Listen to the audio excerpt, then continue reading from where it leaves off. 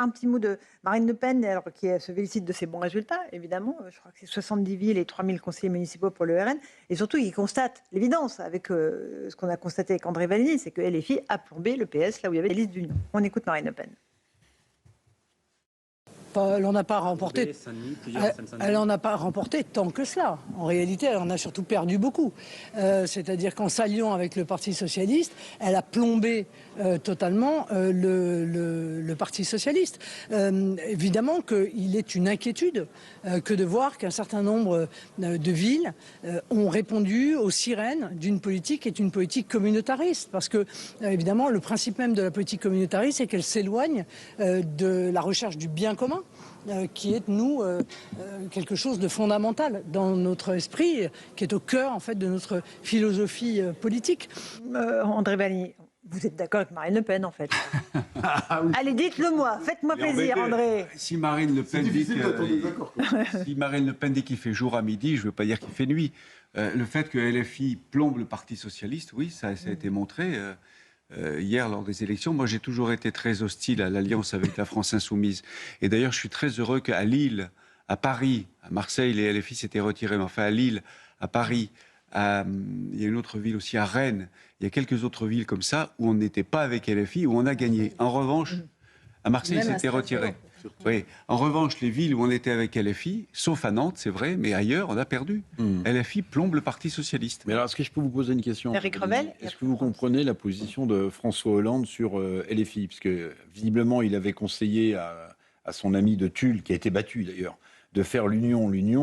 Lui-même avait bénéficié du soutien de LFI pour redevenir député, mais officiellement, il dit qu'il ne faut pas d'accord avec LFI. Est-ce que vous pouvez nous clarifier peut-être la position de quelqu'un que vous connaissez bien? Bah écoutez, vous lui demanderez, je crois que vous le voyez cette semaine. Oui, Qui ça? François Hollande. Oui, on ne vous dérange pas, les gars, là? Vous faites vos petits rendez-vous entre vous, là? J'aimerais avoir votre réponse avant. Est-ce que c'est Je crois que Hollande a toujours été clair, il n'a pas d'alliance avec LFI. Bon. Toujours été clair, non. Est-ce que François Hollande a toujours été clair? François-Olivier Gisbert. Je crois, mais en même temps, il a été pris un peu à son jeu. Vous savez, Hollande, c'est quelqu'un de très intelligent, de très tacticien, et il a compris, il a essayé, disons, il y avait une faille, quoi. En fait, je pense qu'il est revenu en politique pour peut-être avec des arrière-pensées présidentielles, ce qui n'est même pas sûr, mais notamment pour essayer de relancer, de faire en sorte que le Parti socialiste reprenne sa marche. C'est impossible avec l'équipe actuelle, c'est impossible. C'est des bras cassés, enfin c'est Guy Mollet, il est tout seul dans sa cabine téléphonique, ça n'existe plus, mais et il veut personne. Vous voyez, il y en a une encore en France. Quand il y a des accords, ça, certains de ses opposants m'ont dit, il dit carrément, c'est le premier homme politique qui dit ça comme ça, enfin, tire-toi. Vous voyez, c'est la mentalité, c'est l'espèce de forteresse assiégée. Et Hollande, lui, il pense simplement qu'effectivement, il est contre cette alliance avec LFI, et en même temps, si on peut en faire en douce pour avoir des élus, pourquoi pas? C'est un peu ça. Jusqu'au jour où le Parti socialiste connaîtra... Non, mais le vrai problème que le Parti socialiste a aujourd'hui, c'est qu'il n'existe pas. C'est-à-dire qu'on voit très bien, chez LFI, il y a une espèce de dynamique. Et eux, ils existent, effectivement, dans les mairies, avec les sortants. Et il y a plein de maires qui avaient un bon bilan, le maire de Montpellier, etc. Donc ça repasse crème. Ou l'excellent Sébastien Le Foll, qui aurait fait un très bon premier secrétaire du Parti socialiste. Stéphane Le Foll, pardon. Stéphane Le Foll. Sébastien, c'est un confrère. Stéphane Le Foll au Mans, qui est un type absolument formidable, enfin, qui a une espèce d'allant, etc. Et tous ces gens-là, ils étaient capables. Simplement, le parti, c'est un parti qui se rabougrit, qui est en train de mourir à petit feu. Et là, c'est vrai que Hollande, il est arrivé là-dedans en disant, je vais donner des coups de pied, etc. Et puis, c'est pas si facile. Parce qu'au fond, mais vu le chambouin, les députés, ils cherchent la soupe, ils veulent la soupe, les maires, pareil, vu le chambouin du Parti socialiste aujourd'hui, on se demande ce que dirige M. Olivier Faure ou M. Pierre Jouvet. Il y a peut-être un chemin de réhabilitation de la social-démocratie dont François Hollande serait le porte-drapeau. Non, oui. Et Catherine Trottmann aussi, qui alors là, carrément... Elle a gagné. C'est la reine des sociaux-démocrates, elle a joué autre chose. Elle a gagné. Mais il y a un Laetitia, il y a un électeur... Il y a un électeur... Parce qu'elle a osé, le crime de lèse-majesté, c'est de s'être alliée à Horizon. Il y a quand même un électorat... De gauche. quasiment exclu. Vous l'auriez suspendu ou Parce pas que Madame Guinan peut parler, messieurs. Mais il y a quand même un électorat de gauche. Et effectivement, cet électorat, aujourd'hui, il a bien montré qu'il avait, lui, une ligne et un front républicain. Un vrai, nettement, un front républicain qui en retrouve moins à droite, d'ailleurs un petit peu encore, mais moins à droite.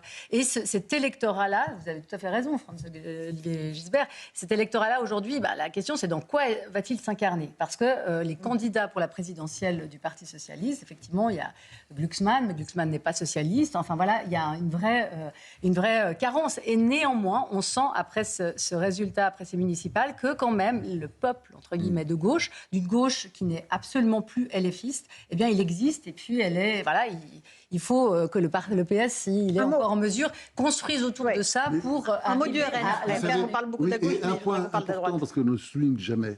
La réalité, vous savez, on ne doit pas confier les rênes d'un parti à un type qui est mal élu et qui a peur. Parce que qu'est-ce qu'il a, Faure, Olivier Faure? Il est dans une circonscription en Seine-et-Marne où il a à tout prix besoin des voix du LFI.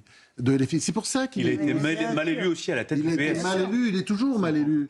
Donc, Ouais, en fait, je pense que le Parti socialiste renaîtra quand il sera débarrassé de Olivier Faure et de cette bande vous y allez à la suite. d'incapables. Oui, voilà. Le RN, France, vrai succès pour vous ou pas pour le Rassemblement national de Marine Le Pen? On entend dire que non, mais non, c'est un succès quand on regarde. Alors, ce qui est vrai, c'est qu'il n'y a pas de symbole. C'est-à-dire qu'il n'y a pas de grande ville, il n'y a pas Toulon. Et là, on voit que le Front républicain a quand même fonctionné à Toulon. Parce que, Marseille logiquement, Laure Lavalette, en plus, c'est une bonne candidate. Tout le monde dans le coin, je vais souvent, disait, évidemment, ça va le faire. Eh ben non, ça ne l'a pas fait. Avec une bonne candidate en face, d'ailleurs. Hein, c'était Successeur du compliqué. Falco, hein. Successeur du... Oui, mais qui n'était pas... Enfin, ça a été compliqué. Ouais. À mon avis, Hubert Falco a joué un jeu compliqué pour, justement, faire en sorte que ce ne soit pas le RN. Ça, je crois qu'il a défendu tout le monde. Et si vous voulez, ce qui est fascinant, c'est effectivement quand on regarde la liste des villes moyennes. Des villes qui sont tombées dans l'escarcelle du RN. Quand on regarde comme ça dans les journaux, je vous conseille de regarder notamment les résultats électoraux dans les journaux. C'est fascinant parce qu'on voit partout ça. Donc il y a 70 des villes, tas de villes qui sont tombées. Carpentras, Carcassonne, vous pensez à ces villes-là? Carcassonne, c'est un peu c'est déjà gros, hein, mais c'est souvent je pense à des villes moyennes. Donc ça, c'est un travail de fond, ça. Ils sont forts comme la droite dans l'autre France, la France périphérique, qui n'a rien à voir effectivement avec la France des métropoles, qui elle est tentée par LFI et par le Parti socialiste. André Valigny, votre analyse, Oui, c'est vrai qu'il n'y a pas de se calque victoire. sur celle de France. Il n'y a pas de victoire éclatante. Vous avez raison de grandes villes symboliques qui soient tombées dans les mains du Rassemblement national. Il y a des villes moyennes, des petites villes, des sous-préfectures. Il y a Castres aussi, Carcassonne, Carpentras, il y en a quelques autres encore. Il y a Liévin. Liévin qui est un bastion de la gauche ouvrière, de la gauche des mines depuis plus de 50 ans. Comme Néville aussi, dans les coins ouvriers, comme oui, ça, c'est ça, dans la Moselle. Oui, ils continuent leur implantation territoriale. Ils espèrent avoir quelques grands électeurs. Enfin, ils en auront pour avoir quelques sénateurs.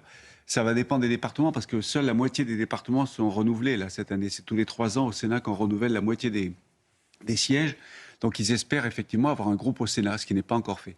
Louis, là-dessus, c'est une stratégie, évidemment, et de la France Insoumise et du RN d'avoir des groupes un peu plus conséquents au Sénat. Absolument, et puis surtout d'engager la dynamique dans la perspective de la prochaine élection présidentielle. Le sujet, c'est que, et pourquoi tout le monde a revendiqué la victoire hier soir, c'est parce que tout le monde est convaincu que, ça y est, le coup d'envoi de l'élection présidentielle a été donné. Et comme la politique, c'est une affaire de dynamique, ça y est, c'est parti, vous avez Jean-Luc Mélenchon qui explique que les losers, ce sont les socialistes qui expliquent que c'est Mélenchon qui les a fait perdre. Les Républicains, discours quand même à clarifier, parce que c'est... en fait, si vous regardez le résultat des Républicains, le soir du premier tour, c'était clairement les Républicains qui avaient remporté plus de la moitié des villes de plus de 9000 habitants. Donc c'était une confirmation de l'enracinement des LR dans toutes ces communes-là, d'ailleurs qui leur permet de garder le Sénat et d'avoir des grands électeurs.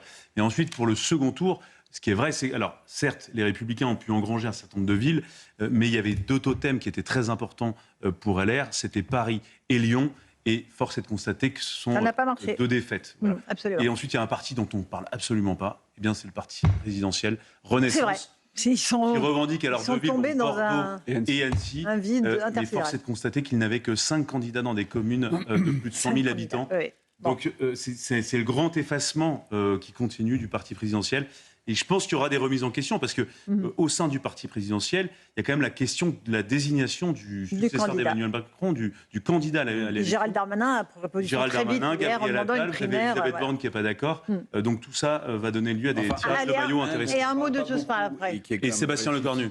C'est Édouard Philippe au Havre. Et dans mon idée d'avoir un chemin tracé peut-être pour la social-démocratie, je pense que c'est la plus mauvaise nouvelle pour éventuellement un François Hollande ou quelqu'un qui voudrait incarner la social-démocratie, parce que du coup, Édouard Philippe est relancé pour la présidentielle. On verra où il en sera dans 6 mois. Il y a beaucoup de choses qui vont changer d'ici.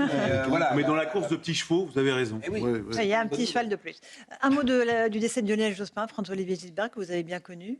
Est-ce que d'abord, qu'est-ce qu'il représentait aux yeux des Français ? J'ai fait le premier article sur lui. C'est vrai ? Pas dans le Nouvel Observateur. D'accord. En quelle année 73, un truc comme ça. Je sais pas, quand il était devenu premier secrétaire, Mitterrand m'en avait parlé, il était très content de cette trouvaille. Et puis effectivement, il a fait son chemin. Et puis les deux se sont détestés fermement et cordialement. Et c'était très, très violent même. Non, mais c'est vrai que c'est un Et bon, parcours c'était français, quelqu'un qui avait beaucoup de qualités humaines, c'est clair. Tout le monde parle de l'intégrité. Puis il avait ce côté aussi bon camarade. Vous savez, le type avec qui on va jouer au basket le week-end, il était comme ça. Hein, c'était un austère qui se marre. Qui se marrait. Ouais. Mais alors, simplement, il n'a pas beaucoup le sens de l'humour. Il n'y avait, je dirais, aucune ironie chez lui. Il ne fallait pas en faire en général. Il faisait partie de ces gens qui ne sont pas forcément idiots, mais qui ne comprennent pas du tout l'ironie. Et puis en plus, je pense que son bilan, si vous voulez, aujourd'hui, quand on voit l'état dans lequel est la France, il est responsable en grande partie des 35 heures. Ça, c'est surtout les 35 heures.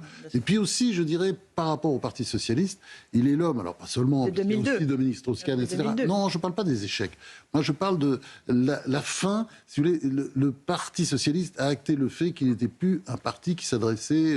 la classe ouvrière, c'était plutôt le Parti communiste jusqu'à présent, mais qui a laissé, disons, tomber les classes populaires pour en fait les laisser au Rassemblement national. Et ça s'est passé vraiment au début des années 2000, à ce moment-là, notamment avec la réforme des 35 heures, qui ne plaisait pas au petit peuple, parce que le petit peuple, il voulait plus d'argent. Évidemment, il était sensible à...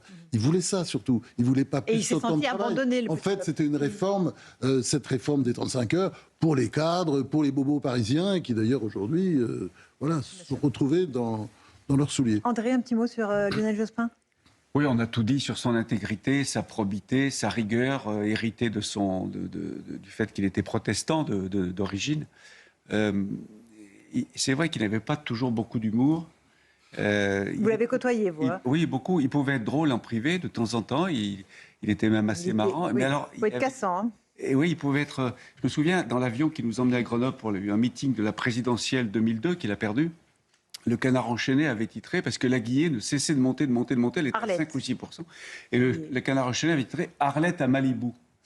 Et Jospin me dit, dans l'avion, qu'est-ce qu'il y a dans le Canard cette fois ? Il y a un titre très drôle, regarde. Je lui montre, il m'a dit, c'est pas drôle du tout. Donc vous voyez, il était parfois un peu...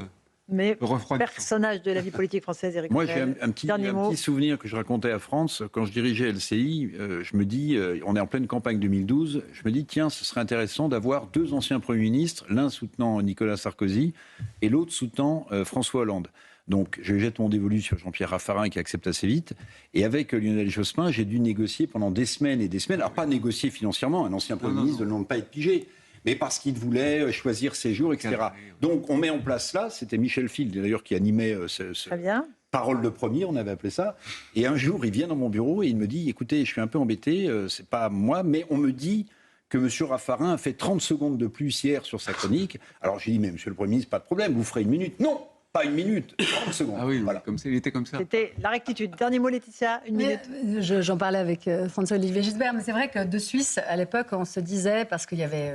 Lionel Jospin, il y a eu Michel Rocard avant, qui étaient des protestants, et on se disait, mais... C'était un protestant d'un autre genre, Michel Rocard. D'un autre genre, avec beaucoup plus d'humour, mais on se disait, voilà, finalement, c'est pas possible, il y a trop d'austérité, il y a trop de morale, chez les protestants, la France ne pourrait pas avoir un président protestant. Ah, ça, c'est une vaste question. Oui, c'est vrai que ça a souvent été dit, mais ça viendra peut-être. Hein. De toute façon, tout arrive maintenant. C'est possible. Tout arrive.